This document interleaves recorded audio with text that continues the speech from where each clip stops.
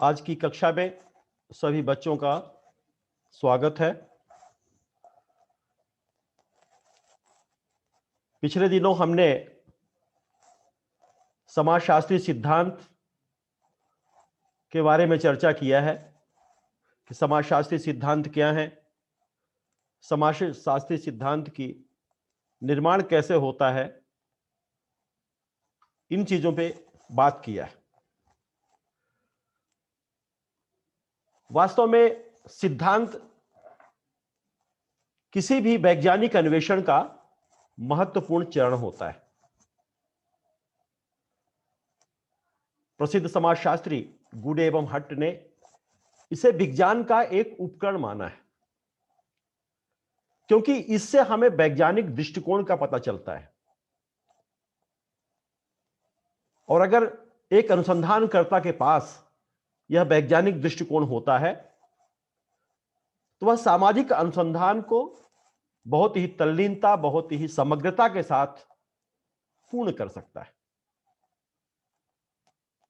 इसका दृष्टिकोण वैज्ञानिक क्यों है,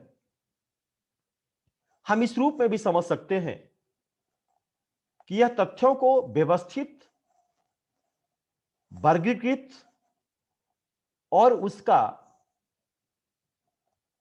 एनालिसिस करने में महत्वपूर्ण भूमिका निभाता है। टीबी बाटोमोर का मानना है कि समाजशास्त्री सिद्धांत इसलिए विकसित नहीं हो पाया है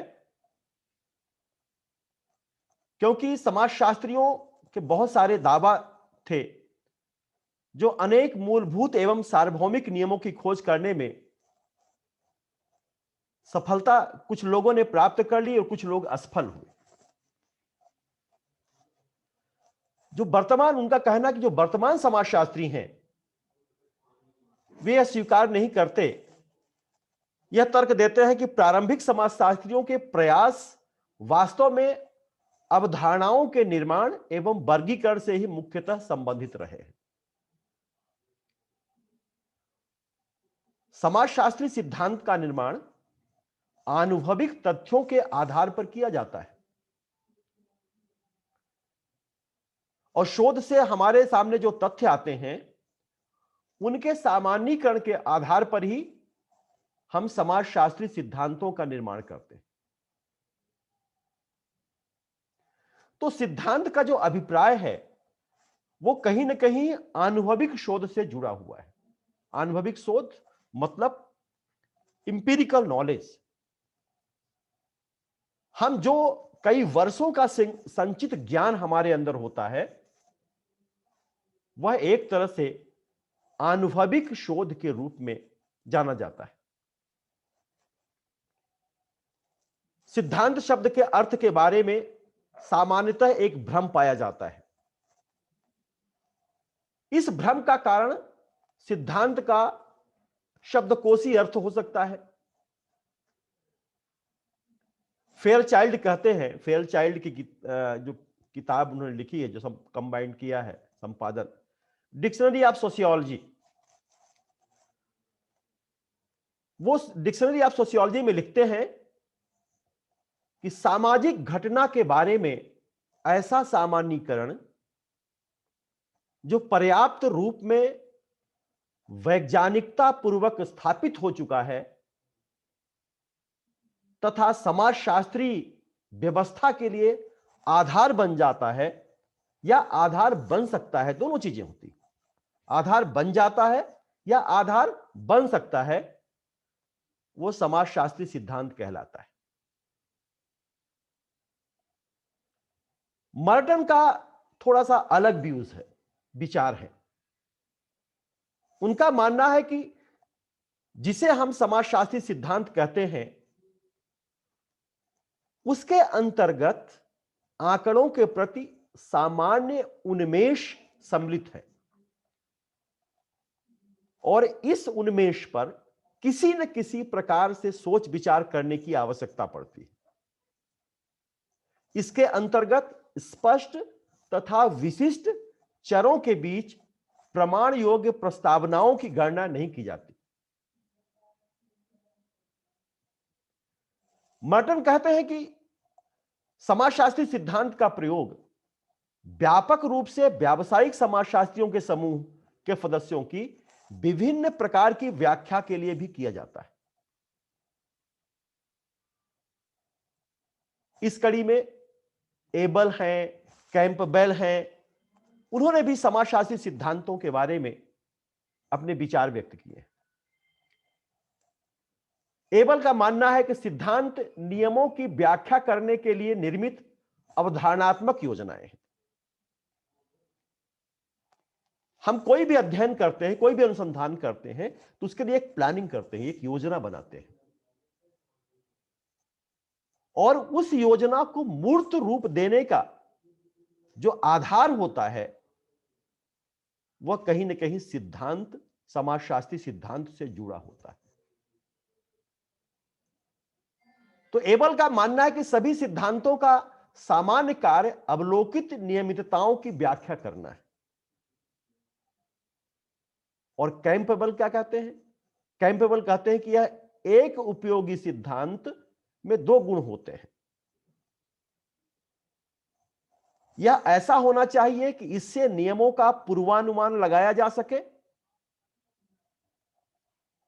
तथा इन नियमों की व्याख्या कुछ ऐसी उपमाओं द्वारा कर सकें जो ऐसे नियमों पर आधारित हैं जो व्याख्या किए जा रहे नियमों से अधिक सामान्य है। तो इस तरह से उन्होंने समाजशास्त्री सिद्धांतों से संबंधित समाजशास्त्री व्याख्यात्मक अवधारणाओं, नियमों तथा समाज के सभी पक्षों में सामान्य रूप से उपयोगी सिद्धांतों से संबंधित समाजशास्त्री ज्ञान को समृद्ध किया है। तो ये जो परिभाषाएं हैं, इन परिभाषाओं से यह स्पष्ट होता है कि समाजशास्त्री सिद्धांत वास्तव में सामाजिक तथ्यों पर आधारित होते हैं और सामाजिक तथ्यों पर आधारित एक सामान्यीकरण है। यह समाज, सामाजिक जीवन, सामाजिक व्यवहार, सामाजिक घटनाओं से संबंधित तथ्यों की वह बौद्धिक व्यवस्था है या वह बौद्धिक योजना है जिनसे इनकी यथार्थता का ज्ञान होता है। यह निश्चित है कि जब हम कोई भी अध्ययन करेंगे समाजशास्त्र में, तो उस अध्ययन में हमें समाजशास्त्री सिद्धांत का सहारा लेना पड़ेगा और वही सहारा हमें अपने वास्तविक लक्ष्य तक पहुंचाएंगे। क्योंकि समाजशास्त्री सिद्धांत की प्रकृति भी वैज्ञानिक होती है। ऐसा नहीं कि समाजशास्त्र, अब ये तो कई विमर्श से यह स्पष्ट हो गया है कि समाजशास्त्र की जो प्रकृति है वो वैज्ञानिक है। हमारी वैज्ञानिकता के बोध की अपनी सीमाएं हैं। हम विशुद्ध विज्ञान की तरह सीमाओं में नहीं बंधना चाहते, बल्कि हम समाजशास्त्र के ज्ञान की अपनी सीमाएं हैं। हम उन सीमाओं के अंदर रह करके समाजशास्त्र को गतिशील बनाना चाहते हैं। तो निश्चित है कि जो हमारी विचारधारा होगी, जो हमारी सोच होगी, जो हमारे इंटरेक्शन होंगे, वो समाजशास्त्री प्रकृति की सीमाओं के अंदर जकड़े होंगे। तो समाजशास्त्री सिद्धांतों की भी प्रकृति है। समाजशास्त्री सिद्धांत की प्रकृति क्या है? एक है वैज्ञानिक आधार। पहला हम कहते हैं कि साइंटिफिक बेस, वैज्ञानिक आधार होना चाहिए, नहीं होना चाहिए। अन्य सिद्धांतों की तरह समाजशास्त्री सिद्धांतों के निर्माणक तत्व भी सामाजिक तथ्य होते हैं। हमने आपसे बताया था कि इमाइल दुर्खीम समाजशास्त्री जिन्होंने समाजशास्त्र को तथ्यों से जोड़ा, सामाजिक घटनाओं को तथ्यों से जोड़ा, सामाजिक आचार संहिताओं को तथ्यों से जोड़ा, सामाजिक व्यवहार को तथ्यों से जोड़ा और एक तरह से उन्होंने ही पहली बार समाजशास्त्र को एक वैज्ञानिक बनाने का प्रयास किया। तो इसलिए इनका वैज्ञानिक आधार होता है। ये वैज्ञानिक पद्धति द्वारा प्राप्त तथ्यों पर ही आधारित होते हैं। वैज्ञानिक आधार के कारण ही समाजशास्त्री सिद्धांतों द्वारा आनुभविक समानताओं को ज्ञात किया जा सकता है। तो यह वैज्ञानिक आधार, जो पहली विशेषता होती है समाजशास्त्री सिद्धांत की, वो क्या है? वैज्ञानिक आधार है। हम विज्ञान से इन सिद्धांतों क्योंकि कई प्रयोगों के बाद समाजशास्त्री सिद्धांतों का जन्म होता है। ऐसे नहीं किसी ने सोच लिया, किसी का विचार आया, उस विचार को जब हम अनेक प्रयोगों में, जो हमारे समाजशास्त्री प्रयोग होते हैं जिनकी अपनी सीमाएं होती हैं, उनमें जब हम खरा उतरते हैं, निष्कर्ष निकालते हैं, तब जाकर के समाजशास्त्री सिद्धांत का गठन होता है। दूसरी विशेषता क्या होती है समाजशास्त्री सिद्धांत की? तार्किकता। समाजशास्त्री सिद्धांत आनुभविक तथ्यों की एक तार्किक या बौद्धिक व्यवस्था है। जब एक ही विषय से संबंधित विभिन्न तथ्य संकलन कर लिए जाते हैं, तो उनको तार्किक रूप में परस्पर संबंधित करके सिद्धांत का निर्माण किया जाता है। तो तथ्यों पर हम जो सामाजिक घटनाओं का विश्लेषण करते हैं, वहां भी तथ्य होते हैं, और तथ्य ही इसके वैज्ञानिकता होने की पुष्टि करते हैं, और तथ्य ही लॉजिक को जन्म देते हैं। लॉजिक ही तथ्यों को प्राप्त करने में महत्वपूर्ण भूमिका निभाती है। क्या आखिर यह घटना क्यों हुई, इस घटना का कारण क्या है, यह समस्या क्यों आई, इस समस्या के कारण कैसे क्या है, इसका निदान कैसे हो सकता है। तो तार्किकता भी होती है। समाजशास्त्री सिद्धांतों में तार्किकता का होना भी बहुत जरूरी है। और तीसरी विशेषता है अमूर्तता, एब्स्ट्रैक्टनेस। अमूर्त, अन्य सिद्धांतों की तरह समाजशास्त्री सिद्धांत भी अमूर्त होते हैं। इनमें प्रयुक्त अवधारणाएं स्पष्ट होती हैं तथा प्रस्तावनाएं परस्पर उनमें समन्वय होता है, इंटरलिंकेज होती हैं, एक अंतर संबंधित होती है। तो अमूर्तता भी इसमें पाई जाती है, एक विशेषता अमूर्तता की भी है। और चौथी विशेषता हो जाएगी अनुभव सिद्ध, इंपीरिकल नॉलेज होता है। समाजशास्त्री सिद्धांत सामाजिक शोध का आधार है। बहुत सारे ऐसे सिद्धांतों का निर्माण होता है जहां हम अपने आनुभविक ज्ञान का प्रयोग करते हैं। समाजशास्त्री या सामाजिक चिंतक या जो अनुसंधान करता है, वो अपने अनुभविक ज्ञान या किसी विशिष्ट जो उसके सलाहकार हैं या जो उसके विषय विशेषज्ञ हैं, उनके अनुभविक ज्ञान पूरे अनुसंधान को गति देने में महत्वपूर्ण भूमिका निभाता है। तो समाजशास्त्री सिद्धांत में हम उपकल्पनाओं का भी प्रयोग करते हैं, और प्रयोग ही नहीं करते, उनका परीक्षण भी करते हैं। हम घटनाओं का निरीक्षण भी करते हैं। इन सारी चीजों को तो यह अनुभव सिद्ध सिद्धांत कहा जा सकता है। और यथार्थता की व्याख्या, रियलिटी, पांचवी विशेषता होता है यथार्थ, वास्तविकता क्या है। वास्तविकता को हमने आपसे बताया था कि वास्तविकता है क्या, कितने तरह की वास्तविकता होती है। समाजशास्त्री सिद्धांतों का उद्देश्य सामाजिक जीवन एवं सामाजिक घटनाओं को समझकर इनकी व्याख्या करना होता है।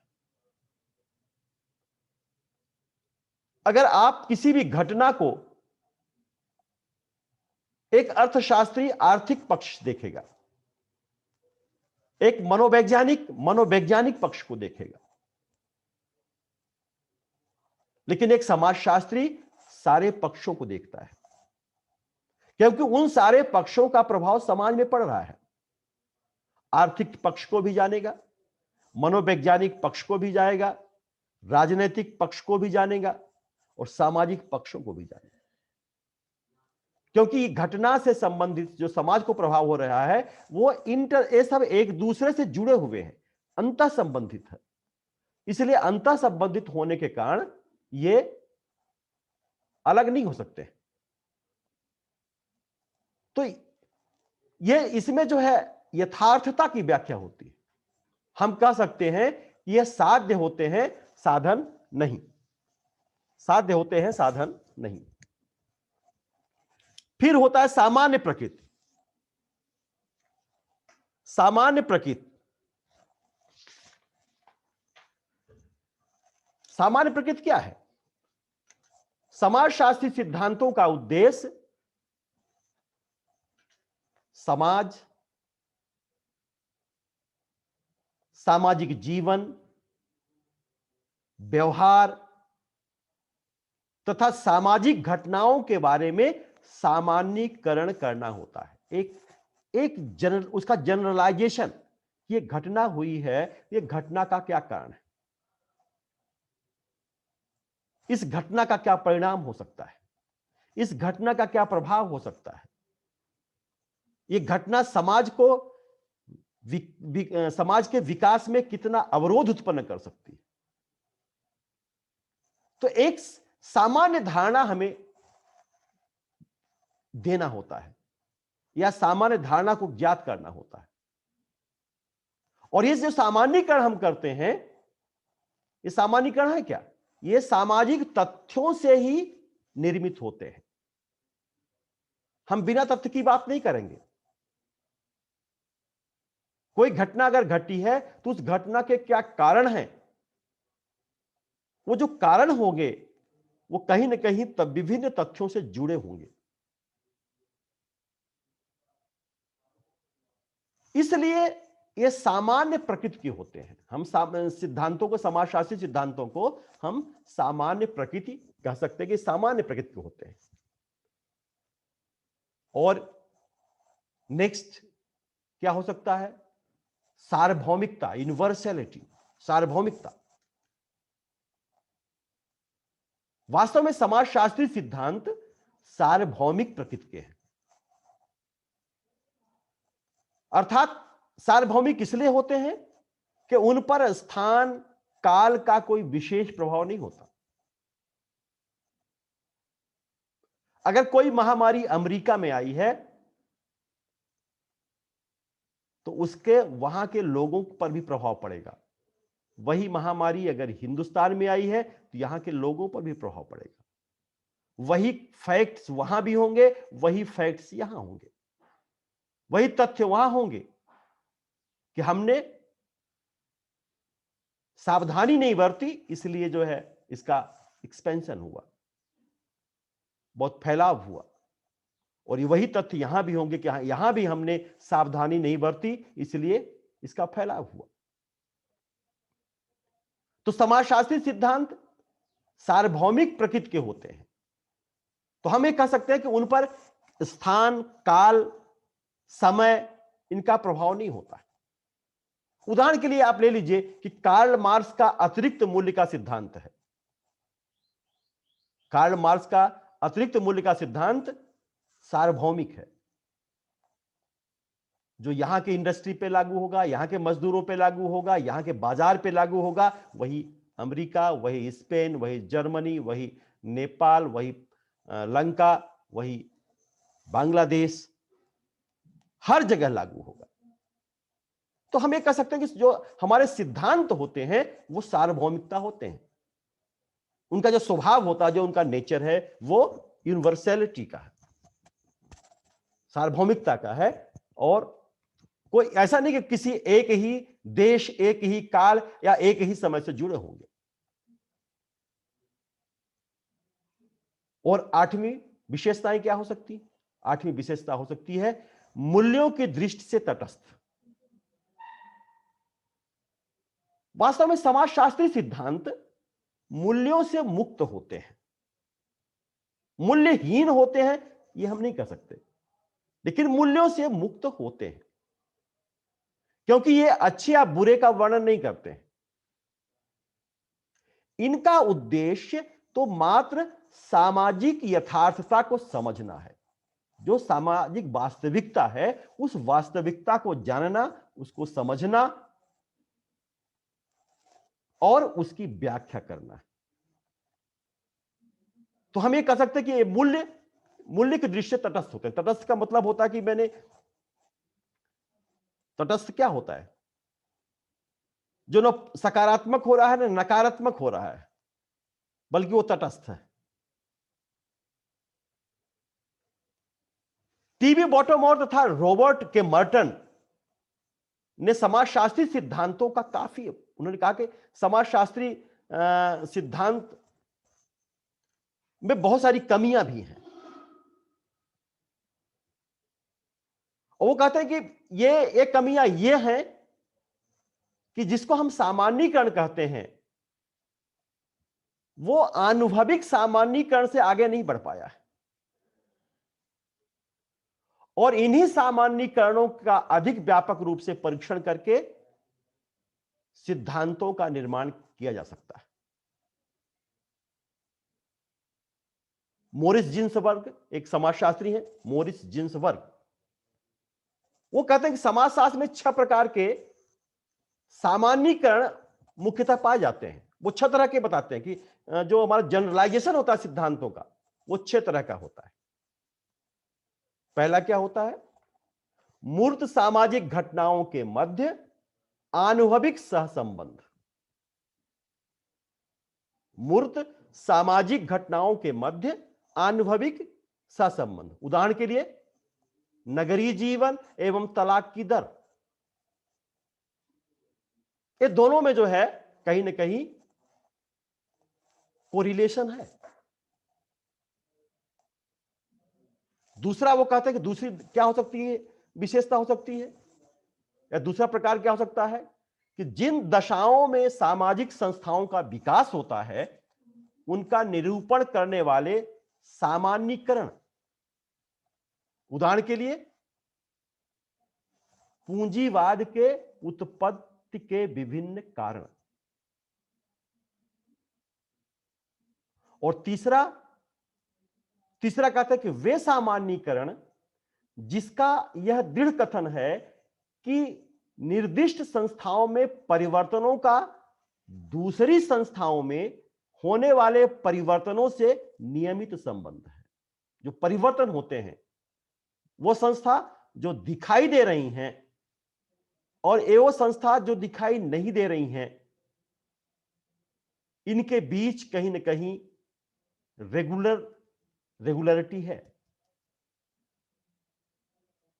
जैसे मार्क्स के सिद्धांतों में वर्ग संरचना में जो परिवर्तन होता है वो परिवर्तन अन्य सामाजिक परिवर्तनों के मध्य कहीं ना कहीं कोरिलेशन है, इनका सहसंबंध है।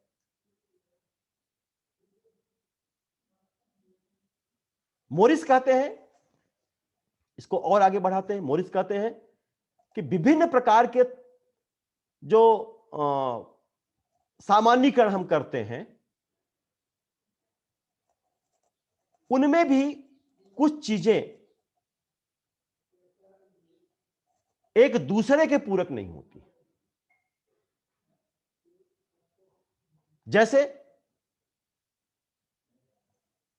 विभिन्न विद्वानों के सामाजिक विकास के सिद्धांत, इनको हम अगर देखेंगे तो अलग अलग सिद्धांतों का निर्माण हुआ है, अलग अलग बातें कही गई।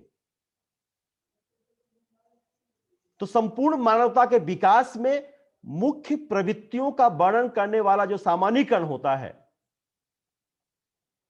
उस सामान्यीकरण में हर विद्वान ने अपनी अलग अलग धारणाएं दिया, अलग अलग बातें की। उनमें समन्वय का कहीं कहीं अभाव भी देखता है, मैंने सभी ने अपने चश्मे से देखा है। और जिन्सबर्ग कहते हैं कि मानव व्यवहार संबंधी मान्यताओं में जो निहितार्थों का कथन करने वाले जो नियम हैं, वो नियम भी एक तरह से हम सामान्यीकरण के आधार हो सकते हैं। और उन्होंने एग्जाम्पल दिया कि जैसे आर्थिक सिद्धांत के नियम है। तो इस तरह से इन विवेचन के आधार पर हम कह सकते हैं कि समाजशास्त्री सिद्धांत अभी अपनी प्रारंभिक अवस्था में है और इसमें अभी भी सार्वभौमिकता का अभाव है। बहुत सारे ऐसे सिद्धांत हैं जो सार्वभौमिक नहीं होते हैं, जो किसी देश काल, किसी देश की विशेष परिस्थितियों से जुड़े होते हैं।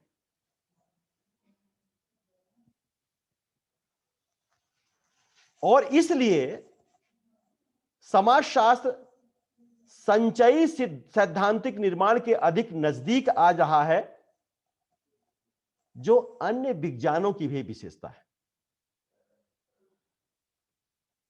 अब समाजशास्त्री सिद्धांतों का निर्माण कैसे होता है, यह भी हमें जानना है। यदि हम समाजशास्त्र विषय के एक संस्थागत विषय के रूप में ऐतिहासिक दृष्टिकोण पर दृष्टि डालें, तो बहुत सारी ऐसी परिस्थितियां सामने आती हैं जहां विद्वानों की जो विवेचनाएं हैं वो बहुत ही असंतुलित हैं, संतुलित नहीं है। कुछ ने बहुत संतुलित बातें की हैं और कुछ समाजशास्त्रियों ने उनकी जो गूढ़ात्मक विवेचना है वह समझ से परे है। जैसे बॉटोमोर है, बॉटोमोर के विचार ये उचित प्रतीत होते हैं कि जब आज तक सार्वभौमिक सिद्धांतों का निर्माण नहीं हो पाया है, तो प्रारंभिक दार्शनिकों के विचार सिद्धांत हैं, यह कहना उचित नहीं होगा। क्योंकि जो प्रारंभिक जो दर्शन, चाहे प्लेटो रहे हों, अरस्तु रहे हों, सेंट साइमन रहे हों, हॉब्स रहे हों, लॉक रहे हों, बहुत सारी ऐसी चीजें उन्होंने बताई। तो उन चीजों को जो है ये अलग अलग है। थियोडोर एबल के अनुसार वो कहते हैं कि समाजशास्त्री सिद्धांत की आधारशिला 1895 ईस्वी से 1920 की अवधि में रखी गई। और यह काल किसका था? जबकि दुर्खीम, सीमेल, कूले, वेबर जैसे विद्वानों ने सामाजिक घटनाओं के अध्ययन के लिए एक नवीन दृष्टिकोण विकसित किया। तो जो प्रारंभिक अवस्था थी वो हमारी दार्शनिक अवस्था थी, एक फिलॉसफिकल अप्रोच था उसमें। लेकिन कॉम्टे के बाद और खासतौर से दुर्खीम के बाद, दुर्खीम ने एक नवीन दृष्टिकोण का सूत्रपात किया। प्रारंभ में समाजशास्त्रियों ने जो उनके विचार थे वो दो बिंदु उसको दिखाई देते हैं। एक समन्वयात्मक दृष्टिकोण, समग्र के रूप में समाजों के अध्ययन में रुचि, और दूसरा निदानात्मक दृष्टिकोण, अस्तित्व के लिए संघर्षरत समाज के अध्ययन में रुचि। तो प्रथम दृष्टिकोण द्वारा समाज को समग्र के रूप में, जिसमें वहां रहने वाले व्यक्तियों का संपूर्ण जीवन सम्मिलित है, समझने का प्रयास शुरू हुआ। इसके साथ ही साथ संगठन एवं संस्थाओं के परस्पर संबंधों के सामान्य लक्षणों की खोज हुई कि किसी भी सामाजिक संरचना में और किसी भी संगठन या संस्था में क्या म्यूचुअल रिलेशनशिप होता है। इसीलिए जो है समाजशास्त्र को दुर्खीम ने तो एक ऑर्गेनिज्म की संज्ञा दी कि सावयव है, सोसाइटी इज एन ऑर्गेनिज्म। समाज एक सावयव है और समाज के भी बहुत सारे अंग होते हैं और उन अंगों की अपनी अलग अलग विशेषताएं होती हैं। वो अंग अलग अलग अपनी भूमिकाओं का निर्वहन करते हैं। जैसे हमारा शरीर है, हमारे शरीर में बहुत सारे अंग हैं। हाथ का काम अलग है, मुख का काम अलग है, आंख का काम अलग है, नाक का काम अलग है, पैर का काम अलग है और सभी अपनी अपनी भूमिका निभा करके इस सावयव को गतिशील करते हैं।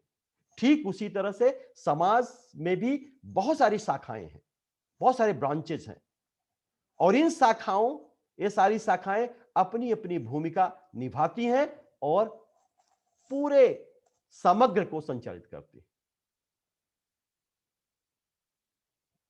अगस्त काम्टे ने समाजशास्त्र की परिभाषा दी थी कि क्या दिया था? Sociology is a science of social order and social progress. समाजशास्त्र सामाजिक व्यवस्था और सामाजिक प्रगति का विज्ञान है। उन्होंने देखिए व्यवस्था की भी बात की और प्रगति की भी बात की। और प्रगति कब होगा? जब किसी भी सिस्टम में व्यवस्था होगी। अगर वो व्यवस्था नहीं होगी तो प्रगति नहीं होगा। फ्रेंच ओपनहीमर एक थिंकर थे।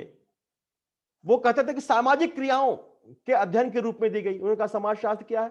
सामाजिक क्रियाओं, मतलब समाजशास्त्री सिद्धांत के निर्माण का प्रथम प्रयास सामाजिक जीवन को समझना व बौद्धिक व्यवस्था की खोज करना रहा है। रेशनल ऑर्डर जिसे हम कहते हैं। और समाज की उत्पत्ति, उसकी निरंतरता तथा मानवीय समाज से संबंधित सामान्य नियमों का निर्माण करना है। यह समाजशास्त्र की भूमिका थी कि पहले हम समझें, एकाएक हमारे विचारों में गूढ़ता न आए। तो इस तरह से समाज शास्त्र के जो सिद्धांत हैं, इनके जन्मदाताओं में एक एकेडमिक सब्जेक्ट के रूप में इसको जो विकसित किया, उसमें काम्टे, बार्ड, स्पेंसर, दुर्खीम, इस्माइल, इन विद्वानों का एक ही मत था कि समाजशास्त्रीय अध्ययन समाजशास्त्री सिद्धांत के प्रति योगदान ही है। और उन्होंने कहा कि परंतु क्या होगा कि आने वाली पीढ़ियों ने इन अध्ययनों को चुनौती देनी शुरू कर दी और चुनौती देनी शुरू करके इसके जो फिलॉसफिकल पक्ष थे उस पर संदेह भी जाहिर किया। और वो नई पीढ़ी जो आ रही, जो नए थिंकर्स आ रहे हैं, जो नई वैचारिकता आ रही समाजशास्त्र में, वो एक नवीन अंतर्दृष्टि को समाजशास्त्री सिद्धांत में दे रहे हैं। तो समाजशास्त्री सिद्धांत समय के साथ इसकी जो विवेचना, इसके बारे में जो समझ है, वो बहुत सारे बदलाव आ रहे हैं। तो इन विवेचनाओं से हम तीन उपागमों को देख सकते हैं कि समाजशास्त्री सिद्धांत में तीन उपागम हमें दिखाई देते हैं। एक उपागम है क्या है? सिंथेटिक अप्रोच, समन्वयात्मक उपागम, माने जहां समन्वय लेकर चलना, कि हम सारे चीजों को, सारी व्यवस्था को, सब कुछ समन्वय, कोऑर्डिनेशन बना करके चल रहे हैं। दूसरा उपागम होगा क्लिनिकल उपागम, निदानात्मक उपागम। और तीसरा उपागम होगा विश्लेषणात्मक उपागम, जिसे एनालिटिकल अप्रोच कहते हैं।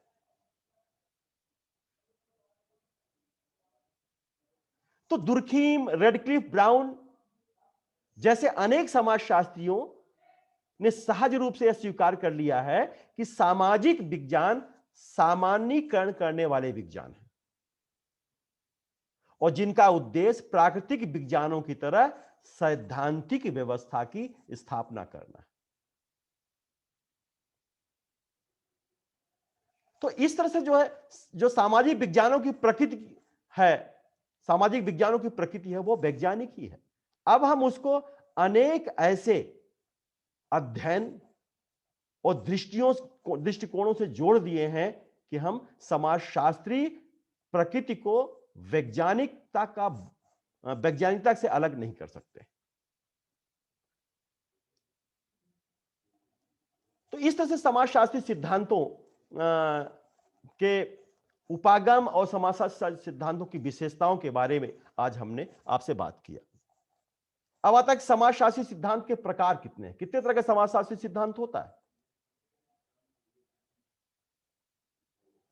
समाजशास्त्री सिद्धांत कितने प्रकार के हैं? अगर इस पर हम कुछ मंथन शुरू करें, विमर्श शुरू करने, तो लगेगा कि बहुत ही कठिन सवाल है कि हम इसको कितने उपागम में बांटें।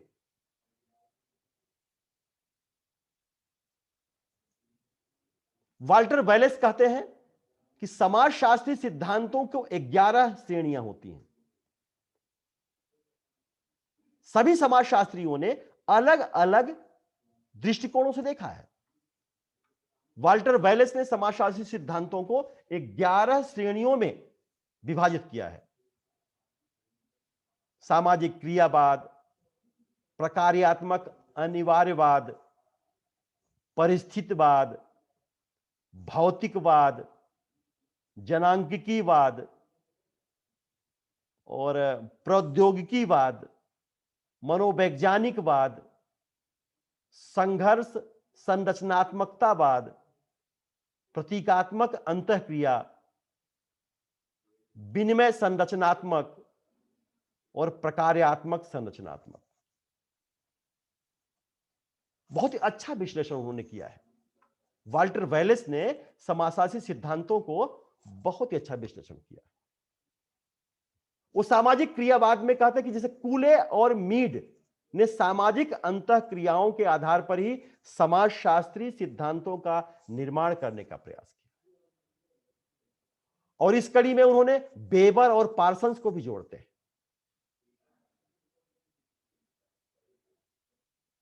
और प्रकार्यात्मक अनिवार्यवाद जिसे कहते हैं, यह सिद्धांत समग्रता की इकाइयों की प्रकार्यात्मक संबंधों एवं अनिवार्यताओं को व्यक्त करता है। जैसे मर्टन और पार्सन्स, जब आप क्लासिकल सोशियोलॉजी में पढ़ेंगे मर्टन के बारे में, पार्सन्स के बारे में, तो ये चीजें और स्पष्ट हो जाएंगी आपके सामने। लिपले और मूर हैं, उन्होंने परिस्थितिवाद के बारे में बहुत अच्छी व्याख्या की है। ऐसे सिद्धांतों में मानव तथा उसके गैर मानवीय पर्यावरणों के बीच आंतरिक संबंधों की व्याख्या करने का प्रयास किया गया है। फिर भौतिकवाद अगर आप मार्क्स को पढ़ेंगे, द्वंद्वात्मक भौतिकवाद, ऐतिहासिक भौतिकवाद, माने इनमें भौतिक आधार पर सामाजिक जीवन की व्याख्या प्रस्तुत की। जब मार्क्स का संघर्ष का सिद्धांत पढ़ेंगे तो उसमें ये द्वंद्वात्मक भौतिकवाद और ऐतिहासिक भौतिकवाद, ये दोनों चीजें सामने आएंगी।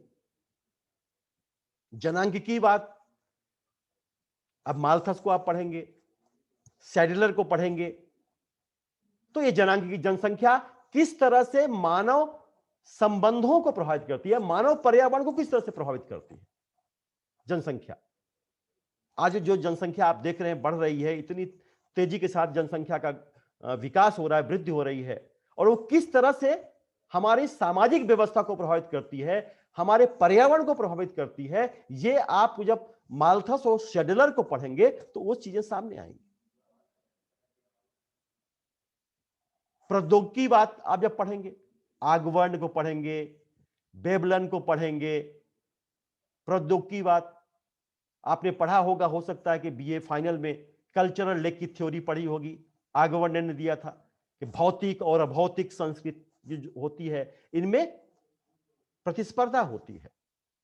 जिस तेजी के साथ भौतिक संस्कृति में विकास होता है या परिमार्जन होता है, उस तरह से अभौतिक चीजें नहीं विकसित हो पाती। और उन्होंने भौतिक चीजों को क्या बताया कि भौतिक संस्कृति क्या है, जिसका निर्माण मनुष्य करता है अपने उपभोग के लिए, अपनी आवश्यकता के अनुसार। जैसे मोबाइल हो गया, टेप रिकॉर्ड हो गया, पेन हो गया, टेलीविजन हो गया, ये सारी चीजें क्या है, भौतिक संस्कृति है। और अभौतिक संस्कृति क्या कहते हैं कि अभौतिक संस्कृति वो संस्कृति होती है जो हमें अपने पूर्वजों से प्राप्त होती है। अपने, और वही चीजें फिर हम अपनी पीढ़ी को देते हैं। जैसे हमारी प्रथाएं हो गई, परंपराएं हो गई, रीति रिवाज हो गए, जनरीतियां हो गए, अंधविश्वास हो गए, संस्कृत हो गई, ये सब क्या है? अभौतिक संस्कृत है।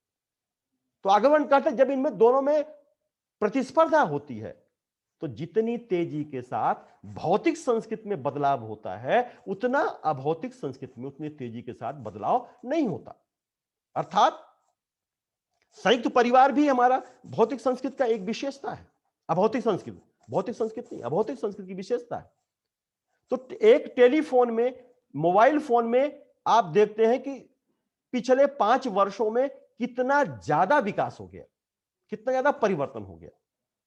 लेकिन उसकी तुलना में अगर हमें कहें कि हमारी प्रथाएं, हमारी परंपराएं, हमारे रीति रिवाज ये बदल जाएंगे उसकी तरह, तो ऐसा नहीं होता है। तो उन्होंने कहा कि ये जो बीच में भौतिक संस्कृति की तुलना में अभौतिक संस्कृति लंगड़ाते हुए चलती है, और उन्होंने कल्चरल लेक की थ्योरी कहा था, दिया था, सांस्कृतिक विलंबना का सिद्धांत। तो भौतिकवाद जब आप पढ़ेंगे, आगमन को पढ़ेंगे, मार्क्स को पढ़ेंगे भौतिकवाद में, तो ये सारी चीजें आएंगी।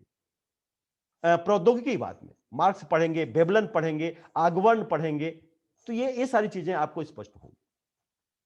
फिर मनोवैज्ञानिकवाद। मनोवैज्ञानिकवाद क्या है कि मनोवैज्ञानिकवाद में मानवीय व्यवहार की मनोवैज्ञानिक आधार पर व्याख्या करना, यह मनोवैज्ञानिकवाद है। कूले हो गए, कूले का सामाजिकरण का सिद्धांत, आपने सोशलाइजेशन थ्योरी पढ़ी होगी, सोशलाइजेशन की प्रोसेस पढ़ी होगी, फर्स्ट ईयर में पढ़ाया जाता है। सामाजिकरण की प्रक्रिया, सामाजिकरण के साधन, परिवार है, पड़ोस है, स्कूल है, मित्र है, नातेदारी है, सामाजिक संस्थाएं हैं, धर्म है, ये क्या है? ये सोशलाइजेशन करती हैं। अर्थात हम आपसे पहले ही भी कहा था कि हम एक जीव के रूप में पैदा होते हैं, लेकिन जो मनुष्य बनाने की प्रक्रिया होती है वो सामाजिकरण के द्वारा होती है। हम अपने परंपराओं, अपने रीति रिवाज, अपने व्यवहार करने के तरीके, ये सब हम सीखते हैं। तो ये सारी चीजें कहां आएंगी? मनोवैज्ञानिक बाद में आएगी। एक कूले का सामाजिकरण का सिद्धांत हो जाएगा, या टार्ड के अनुकरण का सिद्धांत, थ्योरी ऑफ इमिटेशन। हम कैसे अनुकरण करते हैं? अनुकरण कैसे करते हैं? जैसे एक छोटा सा बच्चा है, जब थोड़ा सा और बड़ा होता है तो आपको खाते हुए देखता है कि आप चम्मच से खा रहे हैं, तो वो भी जो है चम्मच से खाने की जिद करता है, भले ही वो चम्मच मुंह तक न ले जाए अपने, उसमें सफलता उसको ना मिले, लेकिन वो जिद करेगा। ये क्या है? इमिटेशन है, अनुकरण है। तो जब हम अच्छी चीजों का अनुकरण करते हैं अपने जीवन में, बुरे कर्मों का अनुकरण ना करें कि एक चोरी कैसे की जाती है, अपराध कैसे किए जाते हैं, ये इसका अनुकरण नहीं, ये इमिटेशन नहीं है। जब हम सामाजिक हम जो है समाज का अनुकरण करेंगे तो निश्चित है कि वो अनुकरण होगा। तो कूले, ये जो आपका मनोवैज्ञानिकवाद है, ये टार्ड, कूले, इसमें आप पढ़ लेंगे। फिर संघर्ष संरचनावाद, इसमें मार्क्स का वर्ग संघर्ष सिद्धांत आप पढ़ सकते हैं। ये सिद्धांत है, ये भी एक प्रकार का है समाजशास्त्री सिद्धांत में। प्रतीकात्मक अंतःक्रियावाद है, कूले, मीड, थॉमस, इनको आप पढ़ेंगे। सामाजिक अंतःक्रियाओं को वस्तुनिष्ठ के आधार पर हम इनको पढ़ाएंगे, इनको बताएंगे। तो ये जो प्रतीकात्मक अंतःक्रिया है, जब भाषा का भी आविष्कार नहीं हुआ था तो किस तरह से प्रतीकों के माध्यम से करते थे। आज जो कंदराओं, गुफाओं में आप विभिन्न तरह के प्रतीक आप देख रहे हैं, वो कहीं ना कहीं इससे जुड़े हुए हैं। और विनिमय संरचनात्मक बात, ये बेवर का सिद्धांत आप पढ़ेंगे, बेवर का संगठन का सिद्धांत, बेवर का नौकरशाही का सिद्धांत आप पढ़ेंगे। ये सारी चीजें इसमें आती हैं। और प्रकार्यात्मक संरचनात्मक, इसमें आप मॉडर्न के सिद्धांत को पढ़ेंगे। तो इस तरह से जो है सिद्धांतों के कई प्रकार हैं, सही, कई सिद्धांतों को जो है हम कई प्रकारों से जोड़ सकते हैं। और जो सामाजिक थ्योरी है, सोशल थ्योरी है, ये बहुत ही बृहद है, बहुत ही विस्तृत है और बहुत ही गहराई के साथ आपको समझना होगा, तभी जो है आप इसको समझ सकते हैं और पढ़ सकते हैं। तो आज सिर्फ इतना ही हम आपको बताएंगे